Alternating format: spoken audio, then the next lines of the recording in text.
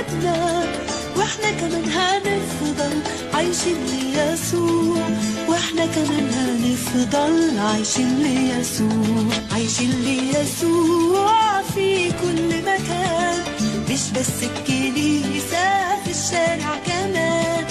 لما نلعب برضو بمحبة وإيمان كده نبقى فعلا عايشين ليسوع، عايشين ليسوع واحنا صغيرين، كل يوم بنكبر مع يسوع ماشيين، ولحد ما يجي وياخدنا امين، علشان كده دايما عايشين أولاد وبنات مدرسة الأحد في كل مكان، كل الأطفال الحلوين اللي في مصر واللي بره مصر، اللي في القاهرة واللي في اسكندرية واللي في أسوان، في كل حتة في العالم، مبسوطين جدا إن ربنا بيدينا وقت علشان نتقابل معاه، نشوفه وهو يشوفنا، نتكلم معاه وهو كمان يكلمنا، نرنم ليه من كل قلبنا.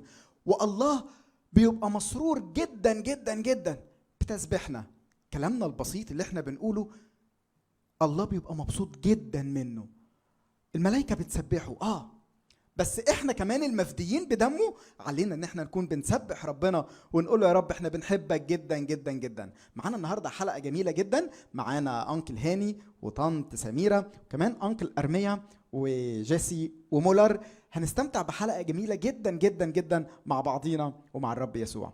تعالوا قبل ما نبدأ حلقتنا نسمع فزورة جديدة مع تيتا مفيدة. ركزوا، الفوازير ديت مش كلام وخلاص، لا دي قصة من الكتاب المقدس، قصة من القصص اللي خدناها فعايشين ليسوع الوقت اللي فات. ممكن تبقى قصة الجمعة اللي فاتت، ممكن تبقى قصة الجمعة اللي قبل اللي فاتت، ممكن. يلا شوفوا تيتا مفيدة هتقول لنا ايه، ولو عرفت الحل اكتب بسرعة الحل بتاعك في كومنت.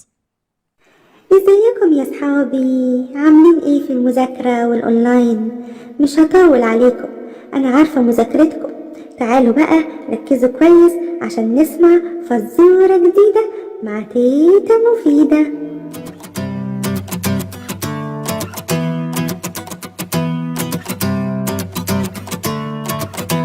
اسمها على اسم حاجة بتجري ورشيقة، ما هي كانت زي سيدها الخير على ايديها وبيشهد ليها.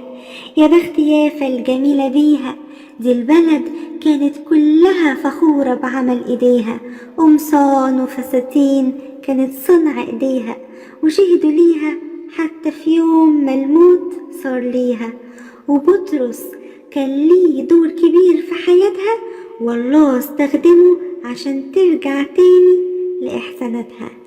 يا ترى عرفتوا أنا بتكلم عن مين؟ تعالوا أقولها لكم مرة كمان. اسمها على اسم حاجة بتجري ورشيقة، ما هي كانت زي سيدها الخير على ايديها وبيشهد ليها. يا بخت يافا الجميلة بيها، دي البلد كانت كلها فخورة بعمل ايديها، قمصان وفساتين كانت صنع ايديها، وشهدوا ليها حتى في يوم ما الموت صار ليها. وبطرس كان ليه دور كبير في حياتها، والله استخدمه عشان ترجع تاني لإحساناتها. ليسوع في كل حياتنا، عايشين ليسوع كل أيامنا، في بيوتنا ومدرستنا وكنيستنا، عايشين ليسوع. برافو برافو برافو الأولاد اللي مركزة وعلى طول دلوقتي هتكتب الإجابة بتاعتها. تعالوا يلا بينا نبدأ مدرسة الأحد ونرنم للرب يسوع وإحنا فرحانين، مش بس بنبتسم بوشنا وإحنا مبتسمين، لكن كمان قلبنا فرحان. يلا نقول مع بعض ترنيمة بقلوب فرحانة بنعلي غنانا لاسم اللي فدانا نرفع تسبيح.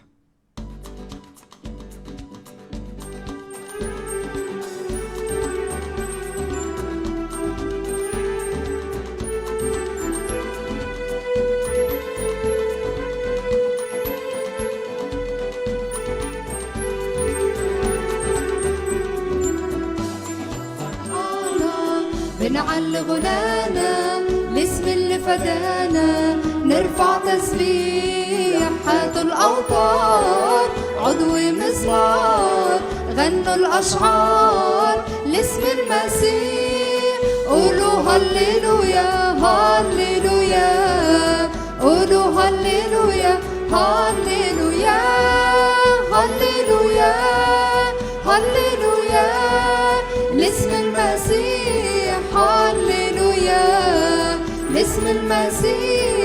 هاليلويا.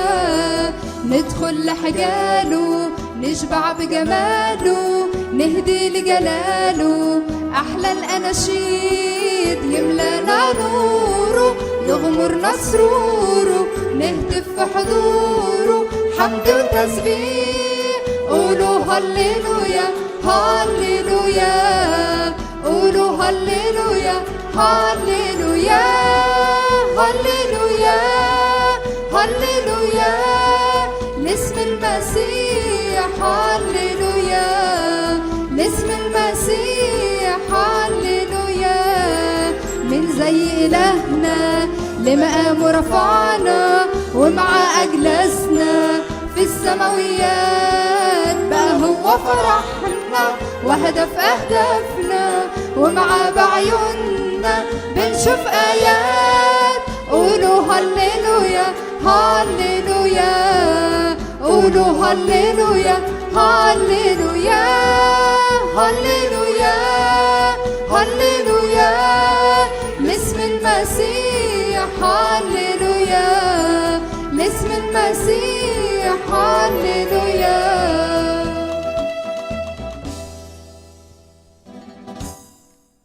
أولاد وبنات مدارس الأحد الشاطرين الحلوين، جينا له بقلوب فرحانة، فرحانين بيه جدا. بنقدم له كل حاجة حلوة.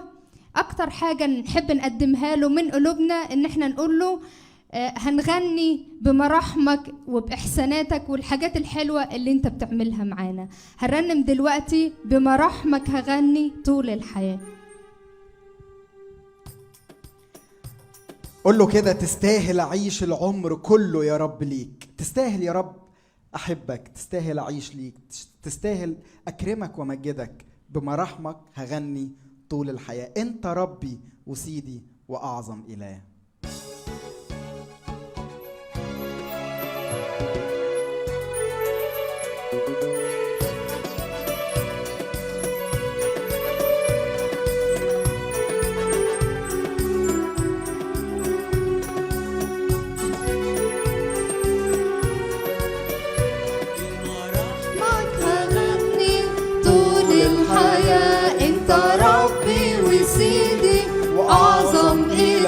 بمراحمك هغني طول الحياة. انت ربي وسيدي واعظم اله. انت اله مهوب تخضع ليك الشعوب، تسجد ليك الجبال، قدام مجدك تذوب. تستاهل اعيش العمر كله يا ربي ليك، تستاهل اعيش العمر كله يا ربي ليك.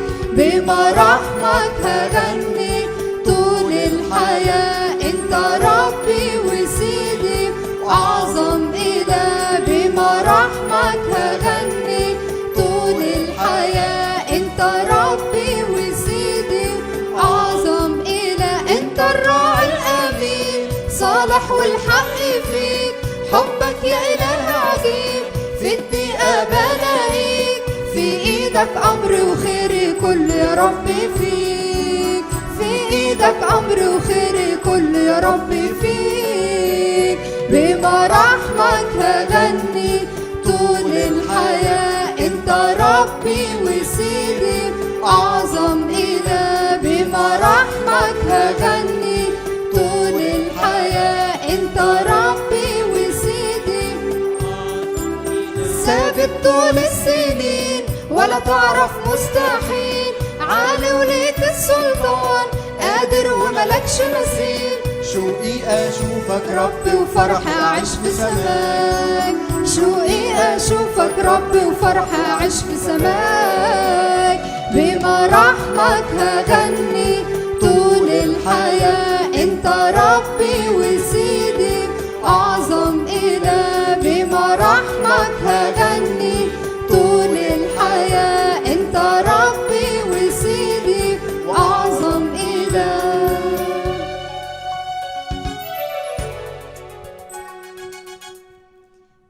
رنمنا بمراحم الرب وإحساناته، وقلنا له إنك تستاهل أعيش العمر كله يا رب ليك. علشان إيه؟ اللي يقرب من الرب ويشوف جماله ويدوق حلاوته يفضل يرنم ليه وقلبه يبقى مليان بالفرح للرب ويحب يجي ويسجد قدامه. هنقول له اللي يشوف جمالك يا رب ويدوق حلاوة صفاتك قلبه يتمل فرحة يجي ويسجد قدامك.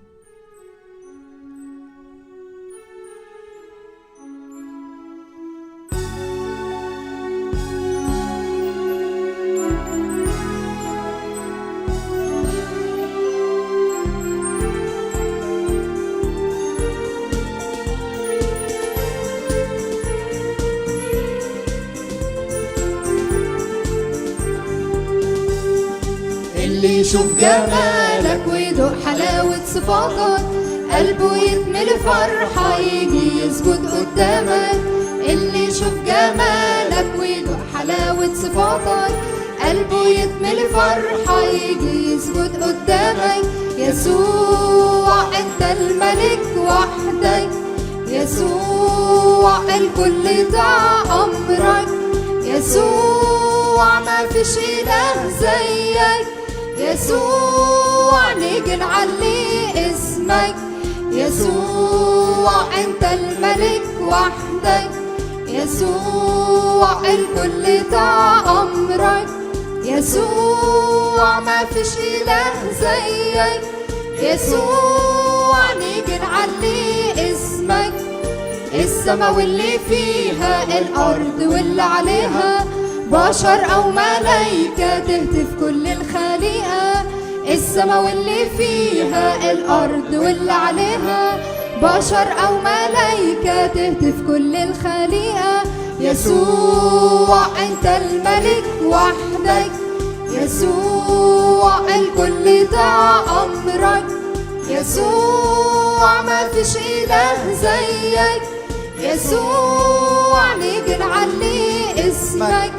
يسوع انت الملك وحدك، يسوع الكل ده امرك، يسوع ما فيش اله زيك، يسوع نيجي نعلي اسمك. يسوع انت الملك وحدك، الكل يطيع امرك، مفيش اله زيك. كنا بنرنم في الترنيمه اللي قبليها مين زي الهنا؟ في حد زيه؟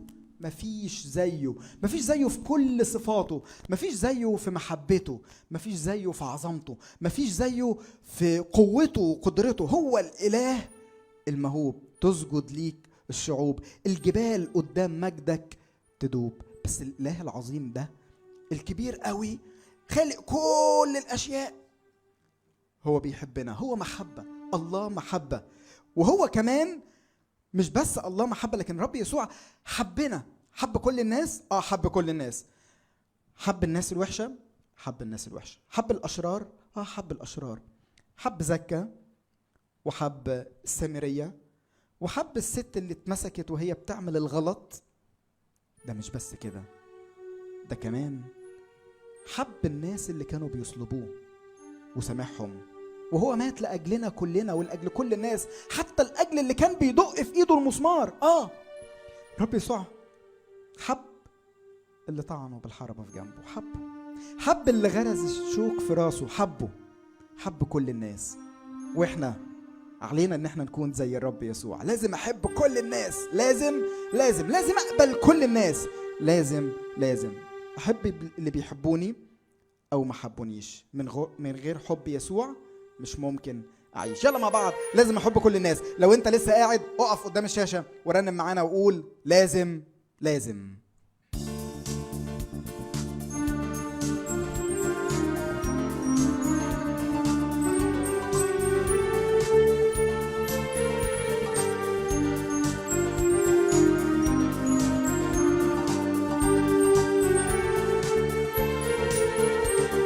لازم أحب كل الناس، لازم أقبل كل الناس، لازم أحب كل الناس، لازم أقبل كل الناس، لازم رب يسوع يحبهم، مات علشانهم كلهم، وانا لان في قلب يسوع انا وياها احبهم. رب يسوع يحبهم، مات علشانهم كلهم. وانا لاني في قلبي يسوع انا وياها احبهم. لازم احب كل الناس، لازم انا لازم اقبل كل الناس، لازم احب كل الناس، لازم انا لازم اقبل كل الناس، لازم ربي بيشرق شمسه ويمطر امطار على كل خلقته، وانا طبعا مش هختار. ربي بيشرق شمسه ويمطر امطار على كل خلقته، وانا طبعا مش هختار. لازم احب كل الناس، لازم انا لازم اقبل كل الناس، لازم احب كل الناس، لازم انا لازم اقبل كل الناس، لازم بحب اللي حبوني او ما حبونيش. من غير حب يسوع مش ممكن اعيش. بحب اللي حبوني او ما حبونيش. من غير حب يسوع مش ممكن اعيش. لازم احب كل الناس، لازم انا لازم اقبل كل الناس، لازم انا لازم احب كل الناس، لازم انا لازم اقبل كل الناس، لازم احب كل الناس، لازم احب كل الناس حتى المختلفين عني. رب يسوع قال كده: احبوا اعداءكم. حتى الناس اللي بتعادينا نحبها يا رب. ايوه نعاديها، اللي بيعادونا نحبهم. طب يعني نحبهم لغايه قد ايه؟ لا، ده الرب يسوع بنفسه قال: يا ابتاه اغفر لهم لانهم لا يعلمون ماذا يفعلون. الرب يسوع كان بيحب كل الناس، حب العشار وحب كل الناس حتى المختلفين عنه. في اولاد وبنات كده اول ما يشوفوا واحد من اصحابهم متميز في حاجه، انا متضايق من صاحبي دوت. ليه متضايق منه؟ اصل هو احسن مني. طب ايه المشكله؟ طب ما لو هو كويس انت كمان خليك كويس. لا، انا بتضايق ومتعصب ومتنرفز جدا عشان صاحبي احسن مني. ايه ده؟ معقوله؟ ايوه، في اولاد بتعمل كده. بس الترنيمه اللي جايه بتقول: ليه بتتعصب؟ ليه بتتضايق لما تشوف غيرك متميز؟ تفضل مخنوق كده مش رايق ولنفسك بس بتتحيز. خلي بالك، الغيرة شريرة، بتخليك تكره في الناس.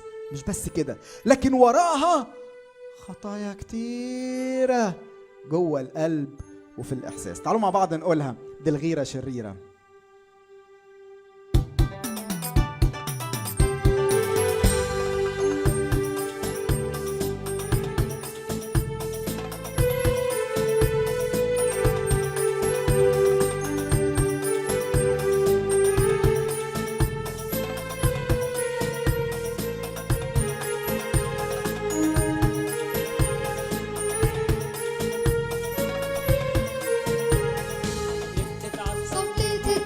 لما تشوف غيرك متميز تفضل مخنوق كده مش رايق ولنفسك بس بتتحيز. ليه تتعصب؟ ليه تتضايق لما تشوف غيرك متميز؟ تفضل مخنوق كده مش رايق ولنفسك بس بتتحيز. دي الغيرة شريرة، بتخليك تكره في الناس ووراها خطايا كتيرة جوه القلب وفي الإحساس.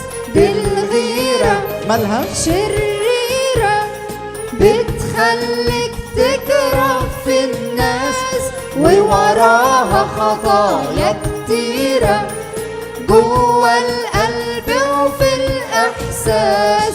بتخليك ما تشوفش بعينك انك عندك امتيازات، ما تغيرش ابدا من غيرك، الله ميزك في حاجات. بتخليك ما تشوفش بعينك انك عندك امتيازات، ما تغيرش ابدا من غيرك، الله ميزك في حاجات. دي الغيرة شريرة، بتخليك تكره في الناس ووراها خطايا كتيرة جوه القلب وفي الإحساس. دي الغيرة شريرة، بتخليك تكره في الناس ووراها خطايا كتيرة جوه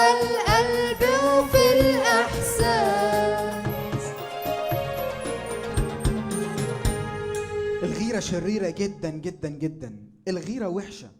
عارف لما تشوف حد أحسن منك ما تزعلش، ما تغيرش منه، ما تكرهوش، لا، فكر هو عمل ايه علشان يبقى كويس، وانت خليك كويس زيه. فكر هو ازاي بقى كده، وانت حلو انك تبقى زيه، وحلو كمان انك تبقى احسن منه. بس الغيرة بتخليك عايز تكره انه هو الحلو يبقى وحش وانت بس اللي تبقى حلو. دي حاجة كويسة؟ لا، خلي بالك، الغيرة شريرة، بتخليك تكره في الناس.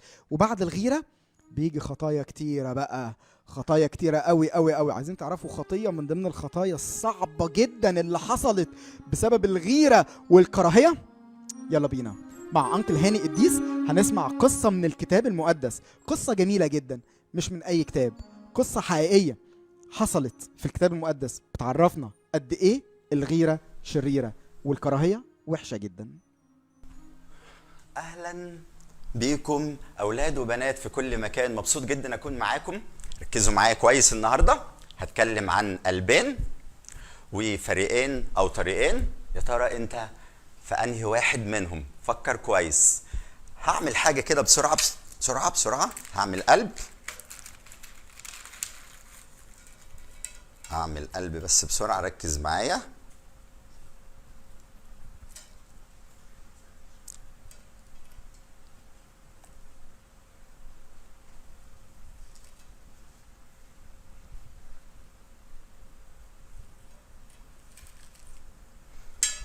طبعا ايه يا انكل ده المواسير الكتيرة دي يا انكل؟ ده قلب ايه بالظبط؟ هنشوف دلوقتي.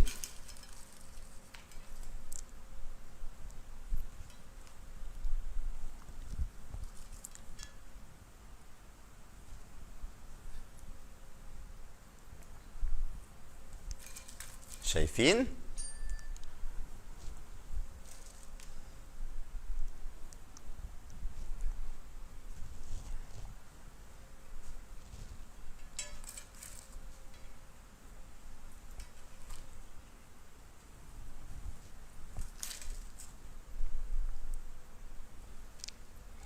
يا ترى انت قلبك عامل ازاي؟ هنشوف دلوقتي. اخر واحدة عشان يبقى قلب جميل. طبعا في ناس عندها مهارات جميلة جدا وبيعرفوا يعملوا اشكال واشغال جميلة احسن مننا بكتير طبعا.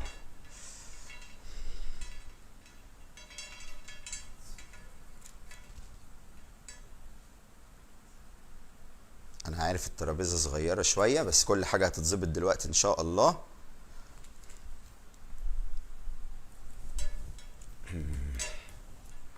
شايفين حاجه؟ لسه محدش شاف حاجه. هوبا.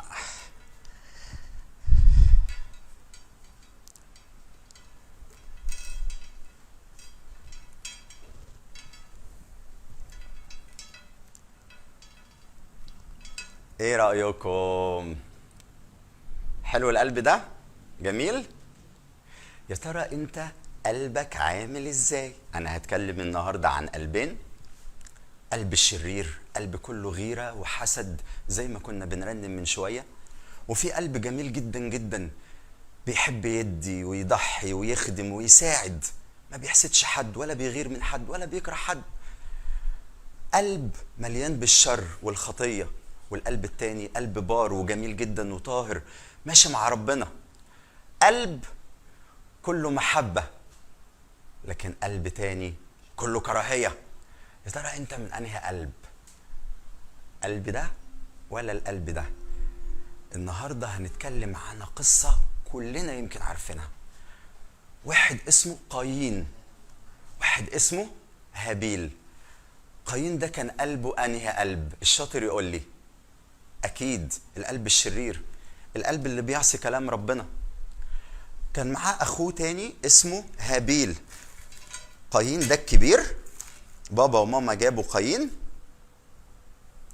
وبعدها جابوا هابيل.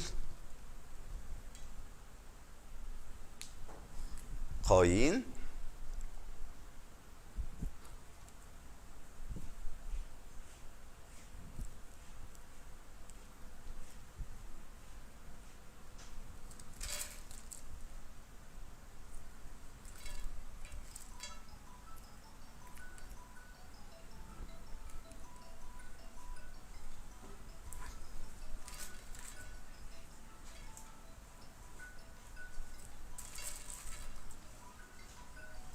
ادي قايين.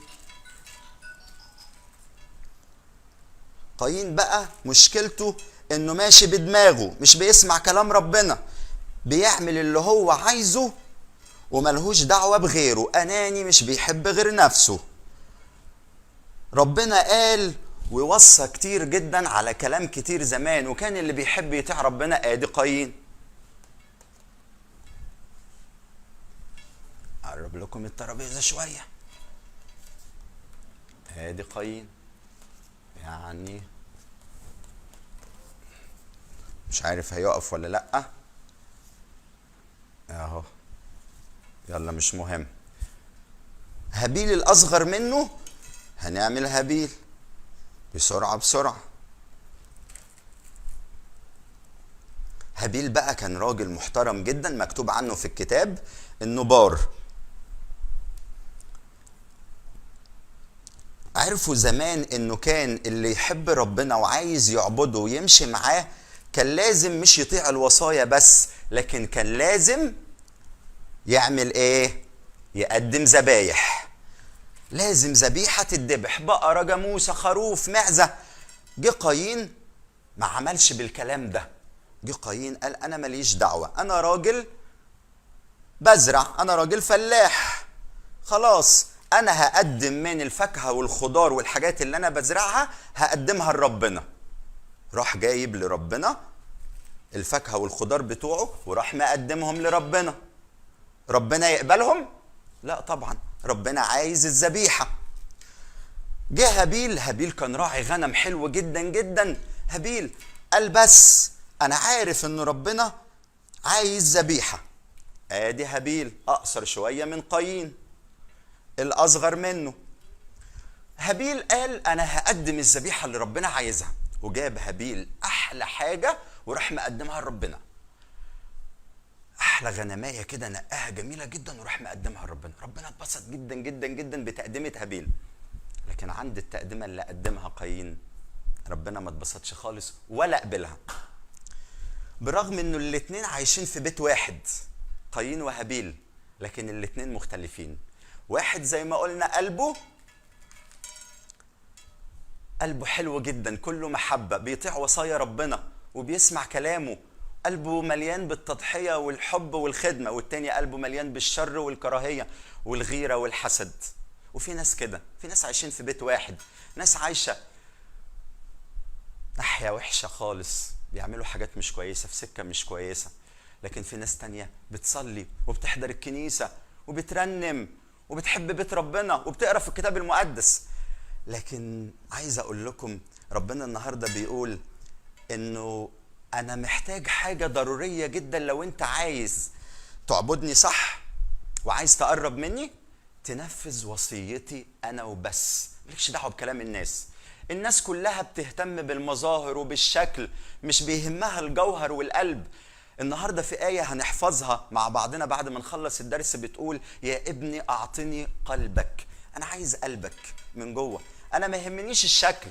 لو قدمت لي أحلى حاجة، حتى عارفين لو واحد بيقدم العشور بتاعته كلها لربنا ويدفع العطا وبيروح الكنيسة وبيصلي وبيعمل كله ده، لكن لسه قلبه مش مع ربنا، لسه قلبه خربان من جوه، ربنا يقبل؟ ربنا مش هيقبله. مين شاطر يقول لي ليه؟ فكر مع نفسك ليه ربنا ما يقبلش من حد قلبه لسه ملوث بالخطية؟ لازم تجيله وتعترف الأول وتقول له يا رب قلبي مش نظيف، قلبا نقيا اخلق فيا يا الله. انا عايزك تاخد قلبي ده يا رب، قلبي اللي مليان بالاحجار والخطايا والشرور يا رب، وتنضفه وتنقيه. وانا يا رب عارف انك انت بتسمعني صوتك النهارده وتقول لي يا ابني اعطني قلبك. انا جاي وبدي لك قلبي يا رب، نضف قلبي الاول. تخيلوا لو انا ايدي دي، سوري في التعبير، موسخه مش نظيفه، وجيت اديتك تفاحيه او صباع موز، تقبلها مني؟ لا طبعا، تقول لي نظف ايدك الاول، اغسل ايدك الاول عشان اقبلها منك. ربنا عايز قلبي ينضف الاول، رغم ان الاتنين عايشين في بيت واحد، لكن للاسف الاتنين كانوا مختلفين. بصوا لو جينا عملنا مثلا شكل بيت بسرعه بنفس الشكل بتاع القلب،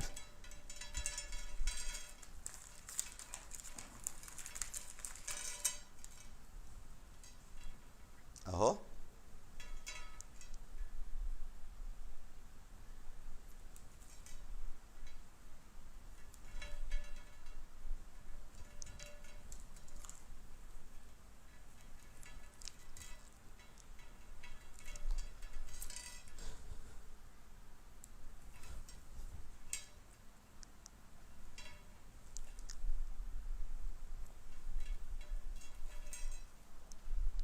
ادي بيت واحد عايشين فيه مع بعض، لكن الاتنين كانوا مختلفين.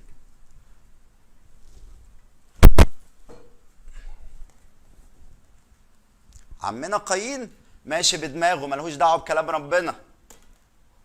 عمنا هابيل كان ماشي مع ربنا. يا ترى انت ماشي مع مين؟ ماشي مع ربنا ولا ماشي ورا الناس اللي ماشيه؟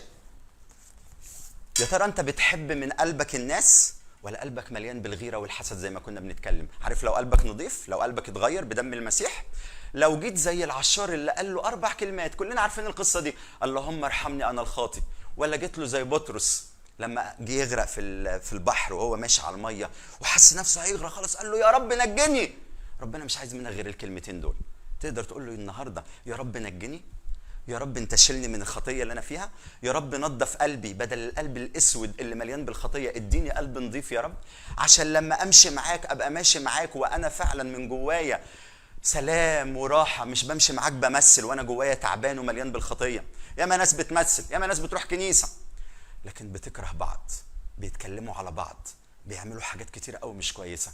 النهارده تعالى اقول له يا رب انا ماليش دعوه بحد، مش همشي في طريق قايين ولا الفريق بتاع قايين، انا همشي مع هابيل، طريق هابيل وفريق هابيل. النهارده يا رب انا عايز قلبي يبقى قلب نضيف زي قلبك يا رب، طهر قلبي نضفه يا رب. عايز احب بجد زي ما كنا بنرنم، عايز احب كل الناس، او لازم احب كل الناس. لازم ليه لازم؟ ليه لازم؟ لانه مين اللي حبني في الاول؟ الرب يسوع حبني في الاول واداني نفسه. ما يستاهلش ان انا اديله حياتي ونفسي؟ ما يستاهلش ان انا احبه زي ما هو حبني؟ تعال النهارده وفكر في الكلام اللي كنا بنسمعه دلوقتي. فكر، ايه رايك في قايين؟ تحب تكون زي قايين؟ تحب تعمل اعمال؟ عارفين الثمار الارض اللي قدم قايين منها دي بتفكرنا بايه او اشاره لايه؟ اشاره للاعمال. وهابيل اللي كان راعي غنم وقدم احلى غنمايه عنده عشان كان بيحب الرب من قلبه بجد، اشاره للايمان، لان ربنا كان عايز ذبيحه. واكيد من ايام ابونا ادم وامنا حواء وربنا كان بيحب الذبيحه. وكلكم عارفين لما الرب يسوع او الله لما قدم الذبيحه وخد الجلد بتاعها وكسى ادم وحواء بيها، فاكيد قايين وهابيل سمعوا من باباهم ومامتهم ابونا ادم وامنا حواء انه ربنا عايز ذبيحه. والذبيحه دي بتفكرني بمين؟ بتفكرني بالرب يسوع اللي ذبح علشاني. الرب يسوع اللي دمه اتسفك ونزف علشاني لغايه اخر قطره من دمه، بيقول لي انا بحبك ونفسي ان انت تحبني زي ما بحبك، نفسي اخدك معايا السما. ما تفرحش بالاعمال الكويسه، الناس بتقدم تبرعات، تدفع عشور وبتروح الكنيسه وبتواظب، لكن يا ترى قلبها عامل ازاي؟ يا ترى قلبها اتغسل بدم المسيح؟ يا ابني اعطني قلبك. تعال النهارده اقول له بدي لك قلبي يا رب، بدي لك حياتي. مين يحب يصلي معايا؟ مين يحب يصلي معايا؟ تيجي كلنا نصلي مع بعض نقول له يا رب يسوع النهارده انا بحبك يا رب، النهارده نفسي تخلي قلبي متسامح يا رب، تخليني ما فيش غيره ولا حسد زي ما كان عند قايين يا رب. عارفين كمالة القصه حصل ايه؟ قايين اتعصب واتضايق، وبعد ما اتعصب واتضايق ان ربنا ما قبلش التقدمه بتاعته، فكر كده وخطط هعمل ايه، بس انا هموت هابيل، هنتقم منه، هاخد حقي بدراعي. جه ربنا اتكلم مع قايين، قال له يا قايين مالك يا قايين، زعلان ليه وغضبان ومتضايق؟ قال له انت ما قبلتش بقى التقدمه بتاعتي وانا وقبلت بتاعت هابيل، انا زعلان، انا متضايق. قال له يا قايين لو كنت قدمت التقدمه اللي انا عايزها صح وعملت اللي انا عايزه انا كنت هقبلها، لسه عندك فرصه، لو عايز تصلح موقفك عندك فرصه. قايين ما سمعش الكلام. عارفين وهو متغاظ ومتعصب، واوعى تاخد قرار وانت متعصب ومتضايق ومتغاظ، اوعى، هتاخد قرارات غلط. جه قايين بسرعه راح متكلم مع هابيل اخوه، قال له بقول لك ايه، ادي قايين وادي هابيل، بقول لك ايه، انت ايه اللي حصل ده؟ ازاي ربنا يقبل الذبيحه بتاعتك وما يقبلش التقدمه بتاعتي؟ انا متضايق منك. هابيل قعد يكلمه بمحبه ويقول له فرصه، قرب من ربنا، تعالى هات ذبيحه وقدم. ما سمعش قايين الكلام وراح جه وراح قتل هابيل. ما سمعش كلام ربنا ربنا جاله تاني وقال له يا قايين فين اخوك هابيل؟ هابيل قال له انا اعرف اخويا منين؟ انا شفته؟ ما اعرفش. هو انا حارس اخويا؟ وهو كان عارف ولا مش عارف؟ كان عارف هابيل فين، هو اللي موته بايديه. ساعات بدل ما نصلح اخطائنا ونرجع لربنا بسرعه، ربنا عاوز توبه، عاوزك تتوب من قلبك، عايزك تقول له سامحني، مش عايز منك اكتر من كده. بدل ما تعمل كده تمشي اكتر في الشر وفي الخطايا وتخطط وتدبر، مش هتعرف تحلها بنفسك.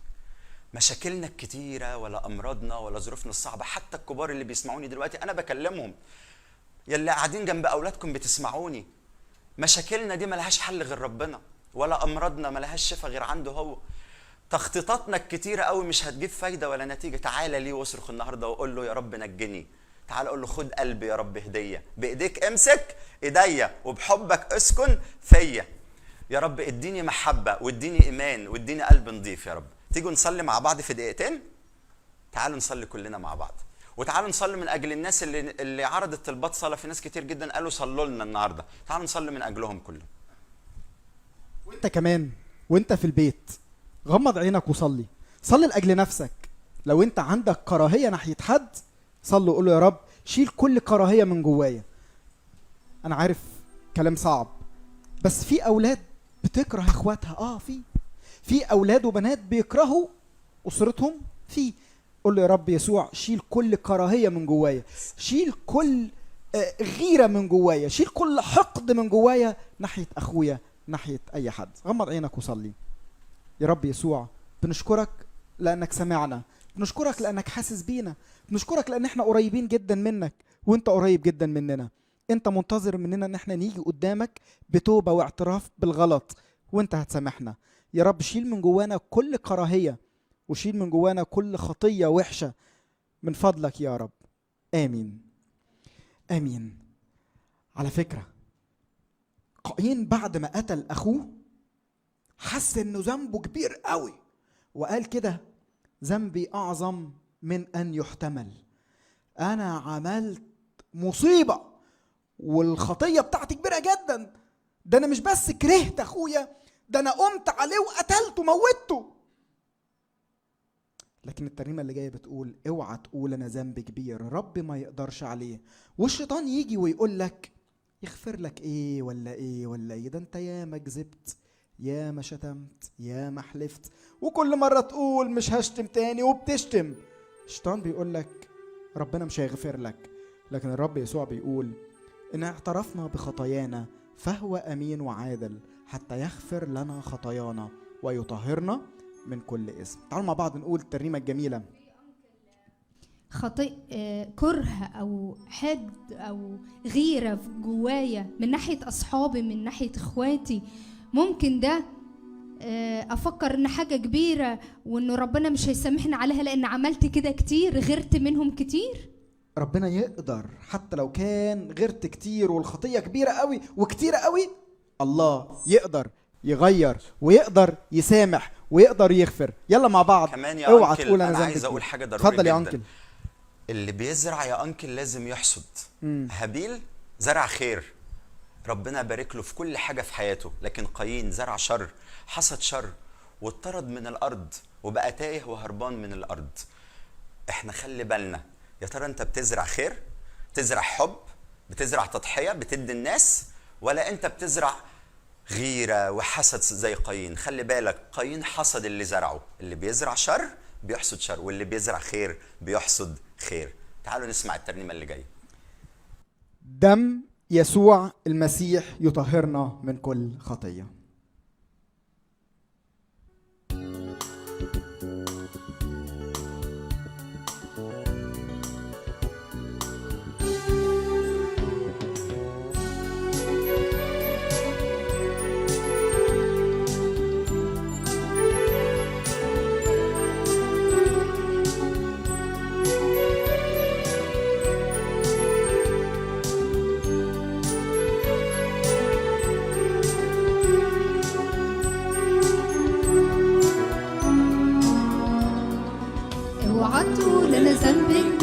ربي ما يقدرش عليه، والشيطان يجي ويقول لك يغفر لك ايه ولا ايه، والشيطان الشيطان يجي ويقول لك يغفر لك ايه ولا ايه. في آية في كتابنا تقول خليك فاكرها على طول. في آية في كتابنا تقول خليك فاكرها على طول. اوعى في يوم تنساها لحسن يغلبك ابليس على طول. اوعى في يوم تنساها لحسن يغلبك ابليس على طول. دم يسوع المسيح يطهرنا، دم يسوع المسيح يطهرنا، دم يسوع المسيح يطهرنا، دم يسوع المسيح يطهرنا من كل خطية، من كل خطية. خليك فاكر انه هيقدر على كل خطية، كل خطية. يقدر على كل خطية، يقدر يخليك بدل ما بتكره تحب، يقدر يخليك بدل ما انت ضعيف ومش قادر تحب يقدر يخليك بطل، بطل عظيم. يلا مع بعض امسك ايد اخوك، امسك ايد بابا وماما، وتعالوا نقول احنا الابطال، ابطال بالرب يسوع، دايما ماشيين من غير رجوع. هنمشي لقدام في محبة وسلام، وبدل ما نكره بعضينا لا هنشجع بعضينا دايما للامام، هنشجع بعضينا دايما للامام. يلا مع بعض احنا الابطال، ابطال بالرب يسوع.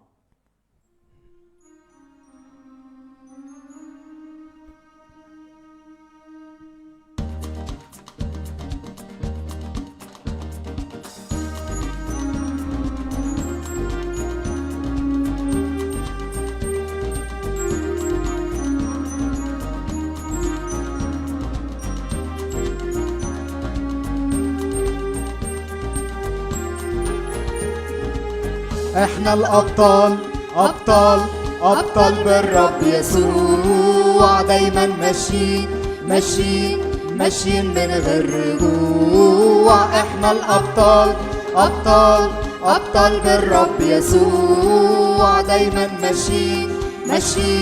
ماشيين من غير رجوع. هنمشي لقدام بمحبة وسلام، ونشجع بعضينا دايما للأمام. هنمشي لقدام بمحبة وسلام، ونشجع بعضينا دايما للأمام. احنا الأبطال، أبطال بالرب يسوع، دايما ماشيين من غير رجوع. احنا الأبطال، أبطال بالرب يسوع، دايما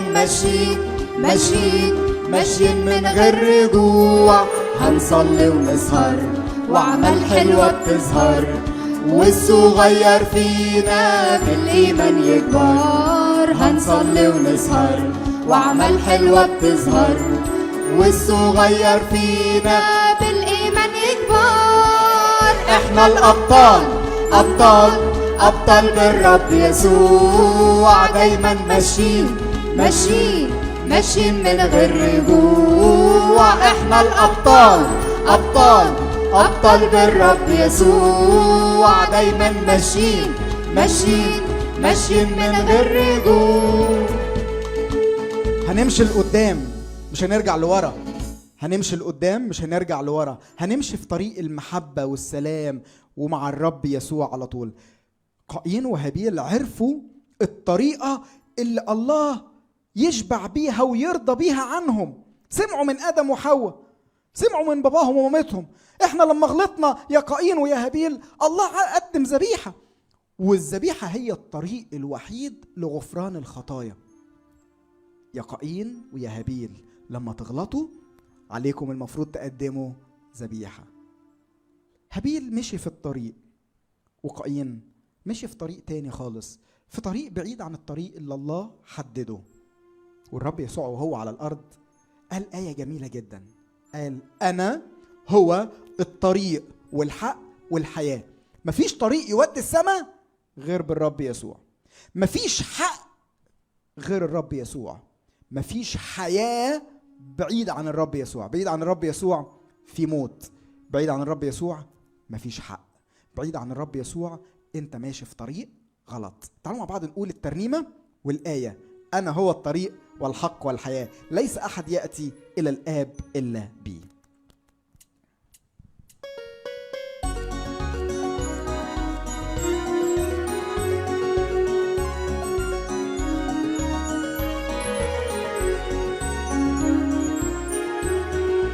أنا هو الطريق والحق والحياة، ليس أحد يأتي إلى الآب إلا بي.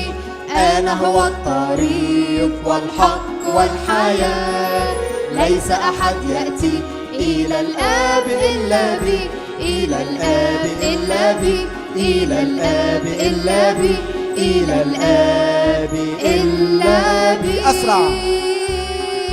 أنا هو الطريق والحق والحياة، ليس أحد يأتي إلى الآب إلا بي. أنا هو الطريق والحق والحياة، ليس أحد يأتي إلى الآب إلا بي، إلى الآب إلا بي، إلى الآب إلا بي، إلى الآب إلا بي. تعالوا مع بعض نسمع أسماء الأولاد والبنات اللي حلوا الفزورة بتاعت المرة اللي فاتت، فزورة تيتا مفيدة. هنقول أسمائهم وكلنا هنقول لهم برافو عليكم. برافو كل الأولاد والبنات الشاطرين اللي حلوا الإجابة المرة اللي فاتت، برافو جدا. والإجابة كانت بولس وسيلة. شاطرين أوي أوي أوي أوي. يلا بينا نسمع أسامي كل الأولاد اللي حلوا صح. جيسيكا يوحنا، سارة يوحنا، فادي يوحنا، جويس يوحنا، كراس هاني، ماريكل هاني، روز أسامة، سما إيهاب، سيلين باسم، مارتن سامح، ماثيو سامح، كارول سامي، هرمينا أسعد، فيرونا أسعد، جونير أسعد، جيسي ناجي، جويس ناجي، فادي صموئيل، جيمس رامي، مارفل جوزيف، مارتن جوزيف، جاسيكا ثروت، روبن ثروت، إسحاق مدحت، بولا مدحت، هابي رامز، داني جوزيف، جوي جوزيف، ساندي ميشيل، ستيف ميشيل، باتريك أمير، بيري أمير، جيسي أمير، يوسف أمير، يوسف مجدي، يوأنا مجدي، توماس أسامة، مريم أسامة، كارين عزيز، كلارا عزيز، جوني شادي، جيسي شادي، ماركو ماجد، جوليا ماجد، جولي وسيم، بيتر أرميا، جويس أرميا، صوفيا بيتر، ألفريد بيتر، كراس وجيه، كيرولوس وجيه، جانيسي ماجد، أندرو علاء، فيبي علاء، كلارا باسم، هيفن إسحاق، جلوري ماجد، جوفاني ماجد، ريناتا رامز، ريفيلر رامز، هيفن رامي، كيفن رامي، ليانا نصيف، ميرولا إسحاق. عايشين ليسوع كده نبقى فعلا عايشين ليسوع.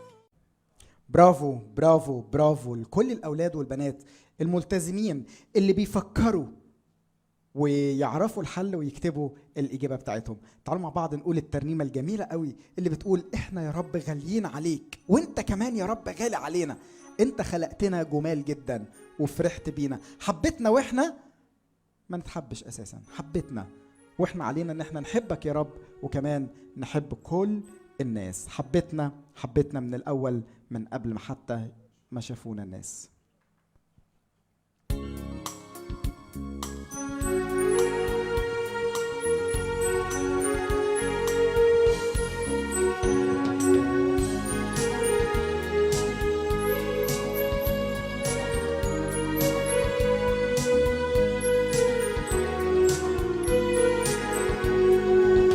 غاليين عليك، غالي علينا، خلقتنا وفرحت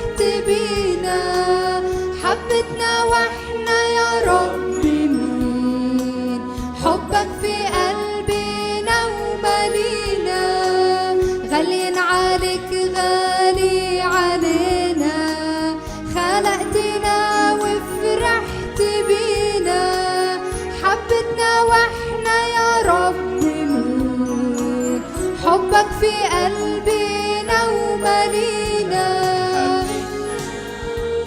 حبتنا من الأول من قبل حتى ما شافونا الناس، وحتى حتى عملتنا مت عشاننا واديتنا خلاص. ولو في حتة فينا باظت أو عن طريقك رجل تاهت، بحب بترجعنا ليك وتصلح كل غلطة فاتت. ولو في حتة فينا باظت أو عن طريقك رجل تاهت، بحب بترجعنا ليك وتصلح كل غلطة فاتت. حبتنا من الأول من قبل حتى ما شافونا الناس، وحتى حتى عملتنا مت عشاننا واديتنا خلاص. حبتنا من الأول من قبل حتى ما شافونا الناس، وحتى حتى عملتنا مت عشاننا واديتنا خلاص. اوعى تنسى الآية الجميلة اللي أنكل قالها في وسط الدرس، يا ابني اعطني قلبك. ربنا عايز قلبنا يكون معاه ويكون ليه، مش قلبنا يكون فيه الشيطان وبنعمل التصرفات اللي الشيطان عايزها. الشيطان بيكره وبيكذب وبيحقد وبيغير وعنده حقد وكراهية لكل الناس اللي ماشية مع الرب يسوع، لكن أنا قلبي مع الرب يسوع. لو قلبي مع الرب يسوع قلبي هيبقى مليان محبة وتسامح وغفران وسلام وثمر الروح الجميلة، محبة، فرح، سلام، طول أناة، صلاح، إيمان. تعالوا مع بعض نسأل الأولاد والبنات اللي كانوا قاعدين معانا، مولر وجيسي، تعالوا هنا. حفظتوا الآية ولا لسه؟ حفظتوا الآية؟ تعالوا هنا كده. أيوة، الآية بتقول إيه؟ يا ابني اعطني قلبك. ممكن تاخد المايك ده. يا ابني اعطني قلبك. برافو عليك. أهم حاجة ندي قلبنا لربنا، مش كده؟ طبعا. قايين عمل إيه غلط؟ قتل أخوه قدم الذبيحة غلط وما كانش بيحب ربنا. قدم إيه؟ قدم حيوان؟ لا، قدم فواكه وزرع. جاب من الزرع اللي هو تعب فيه، مش كده؟ ده غلط ولا صح؟ لا طبعا غلط. هو ده الطريقة اللي ربنا قال عليها؟ لا، مش هي دي الطريقة. برافو عليكم. الآية بتاعتنا يا ابني اعطني قلبك، أمثال 23:26. تعالوا مع بعض نقولها كلنا. سقفة كبيرة جدا جدا جدا جدا جدا. يلا مع بعض نقول الآية كلنا، حتى انت وانت في البيت قول الآية. يا ابني اعطني قلبك، أمثال 23:26. آخر مرة، يا ابني اعطني قلبك، أمثال 23:26.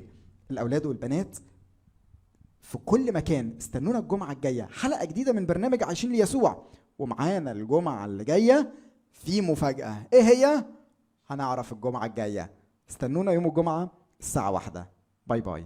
عايشين ليسوع في كل حياتنا، عايشين ليسوع كل أيامنا، في بيوتنا ومدرستنا وكنيستنا، عايشين ليسوع.